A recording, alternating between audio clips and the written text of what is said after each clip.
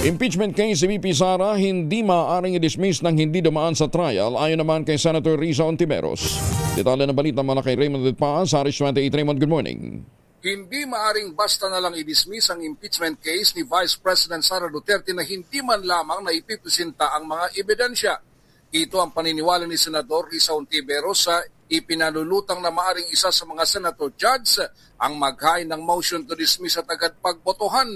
Sabi ni Hontiveros, malinaw ang trabaho nila na alinsunod sa ating saligang batas na dinggin ang kaso bago magdesisyon.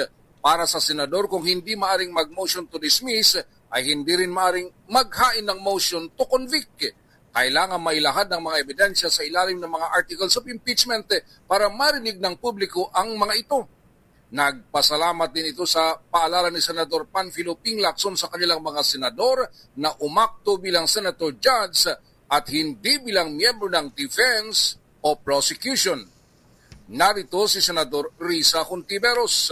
Kailangan marinig ng buong publiko ang trial na ito laban sa isang impeached official. So hindi po ako sumasang-ayon na karapatan namin bilang Senate Impeachment Trial Court pagbotohan at pagdesisyonan na ng niwala pang isang unang minuto ng trial yung motion to dismiss na nakapaloob sa ngayon sa formal answer ad cautelam. Kailangan umupo kami bilang senator judges, ikondukta ang trial at saka lamang magdesisyon at bumoto kung convict ba o acquit ba.